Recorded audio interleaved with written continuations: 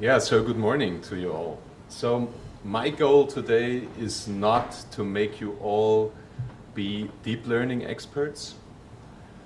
And the reason for that is that you already are.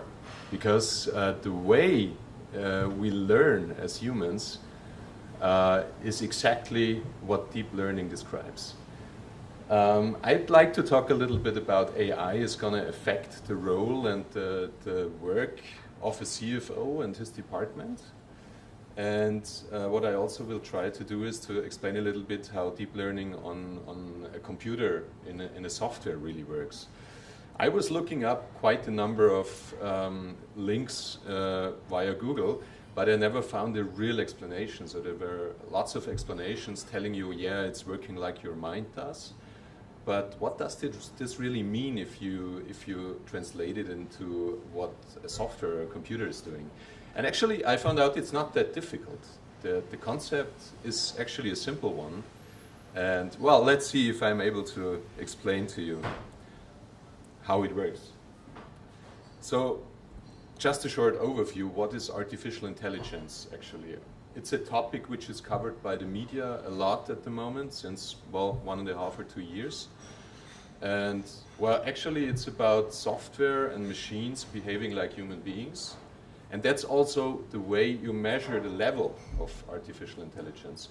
So the more a system reacts like a human being in terms of its answers, it's thought to be of intelligence.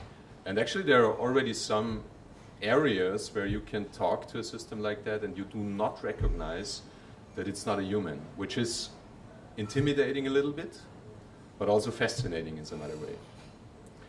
Well, there is a lot of AI activities which are already taking place today in a lot of different software systems.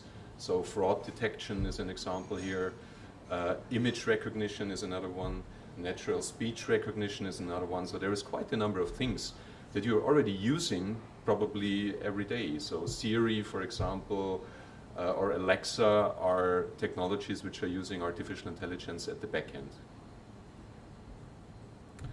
The core of it is machine learning. So that's really the basis of everything which has to do with artificial intelligence. And well, the other things like robotics, the natural speech part, or the machine vision, image recognition, is all based on machine learning. And there's a number of machine learning approaches. So as you can see, there is a number of different algorithms and technologies. It's a research topic since, well, I would say 50 or 60 years already. There are more than 14 approaches, there are more than 10 frameworks that are heavily used today, and there are more than 50 different algorithms that are used broadly within different software systems. The thing that we are focusing on, because it's actually the hottest topic at the moment and the most promising one, is the one of artificial neural networks, and in specific deep learning, which is a special form to use neural networks. Well, it seems to be the most promising approach at the moment. You can process relatively large amounts of data with it. There is not a lot of human interaction and parameterization necessary. You can just use it without telling it what to do. And well, the results are mostly better than the results that you get with other machine learning technologies. And well, in some areas, I mean, it's still only usable in specific environments and areas, but in these areas, the results it gives you are partly as good or maybe even better as the results than humans can give you. That's a little chart showing how deep learning is performing against traditional approaches of machine learning, and you can see that there is a big difference. So it's 41% better in terms of image classification and so on. So there is a real benefit and advantage in this specific approach. One interesting question is, why is artificial intelligence such a big topic now? Why didn't it become an interesting topic already 10 years ago? the most important reason for that is that we did not have the computing power. You can imagine if you have a neural network, just like the one I've shown before, it's hundreds of thousands of times that you have to calculate it to multiply all these neurons with the weights, and that just takes computing power.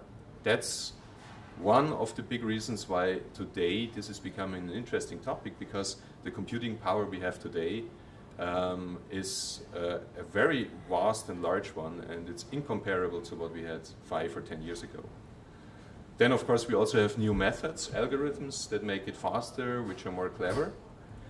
And, well, the data we have today, the availability of also big data, is unprecedented in history. So there's so much information that you can use today that you really have a lot of things that you can use and that you can feed your systems with to learn.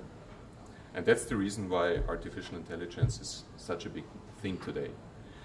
So the specific use cases that we are looking at when we talk about artificial intelligence within the unit for Prevero software is the first thing that we want to connect Wanda and Prevero with each other. And Wanda is the digital assistant of Unit 4. It's a system that you can chat with. It's a system that you can talk to, for example, via Alexa. And it gives a user the possibility to interact with the system besides the typical user interface. The second one is automated analytics. So we feel that certain things, the thing that we've covered before, where you say, okay, we've got a deviation of revenues in France, and now we want to find out where it comes from, if it is a specific product or a specific region that causes it, can already be answered by the software, because the software can already check if it recognizes that there is a deviation.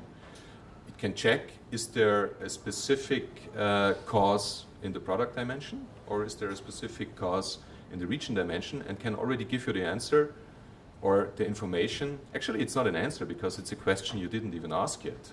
It's just showing you, hey, we have a deviation in France, and it's caused by the product number X in the central region of France, which is responsible to 80% for this deviation.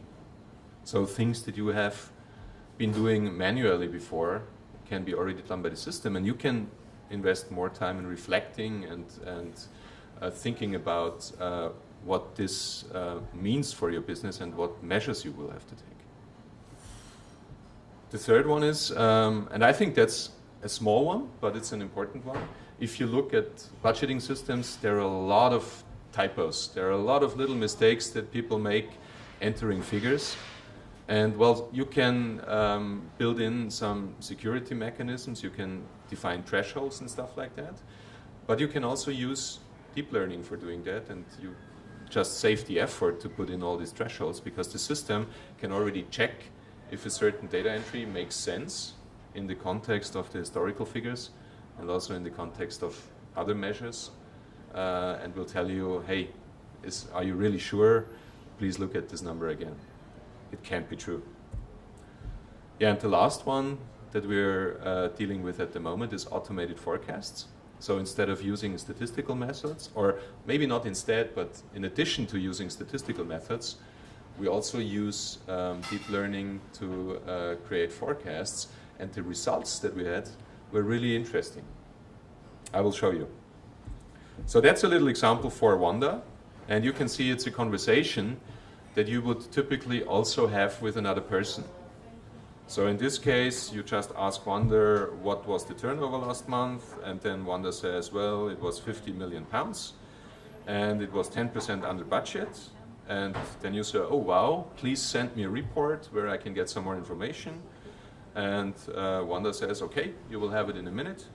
And you will also send it to 2 colleagues who will also be very interested in this information. So that's a typical conversation which is already possible today, and you can do it via chat, or you can also do it via talking to the system. I think it's not going to replace the typical user interface. So if you're working intensely with the system on a daily basis, you're probably still much faster, and you will get more information if you use the graphical user interface. But if you're sitting in a car, or if you just want to grab a little information somewhere on your way, I think it's really interesting to use this way of communication. The second example is about the automated analytics. So, well, in this case, you see again computer and human. The thing that the system could deliver to you, besides the information that there was a negative deviation in the UK, would already be that it says 80% of the deviation was caused by government donations in the Plant a Tree campaign. So that's a not-for-profit organization, and the system already explains to you why there is a big deviation in funds raised in a specific month.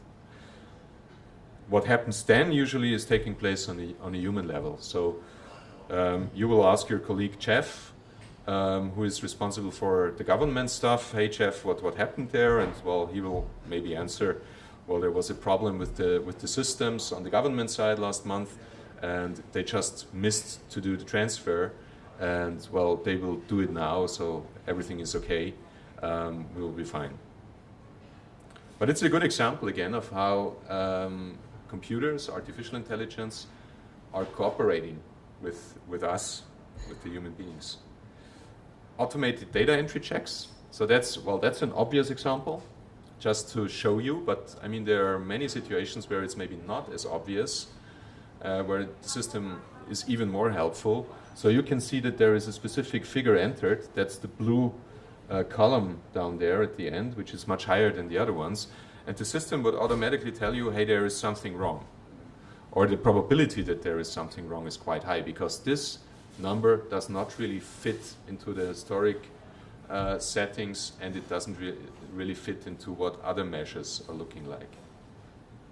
At the beginning I said I wanted to talk about the impact of artificial intelligence on the role of the CFO, and that's what I'd like to do now. Well, if you use artificial intelligence as an additional input that you can take into account, that you can reflect on, I think one effect will be, because you will not have to do everything by yourself, so routine things can be taken over by the software, and you will have more time for the things that only humans can really do. So I think that's one of the advantages, that you save time when you use artificial intelligence. And I think if you put the two together, of course you will have a higher speed, because it's just quite some work that the software can do for you, that people have to do today. And on the other hand, you will also end up with a higher quality. Your numbers will be better, because you have these data entry checks that make sure that nobody enters a figure which is completely wrong. You will get these automated forecasts that help you to challenge the forecast that you set up. And all these things help you to have a better quality of figures, to have a better budget, to have a better forecast at the end. Well, actually I think there will be no change of the role. I think the role of the CFO actually will stay exactly the same as it has been before. The CFO and his team are a business partner to the rest of the company. They have to reflect in terms of numbers, what the company is doing, how the company is performing. They have to give the basis to a lot of business decisions in all areas of the company. And I think artificial intelligence will not change this at all. It's going to be just the same. But I think it will be a game changer in terms of quality and speed, as we have just seen.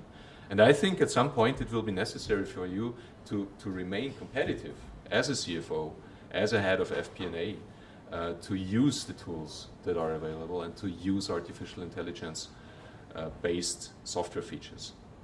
Thank you. Thanks very much for your attention.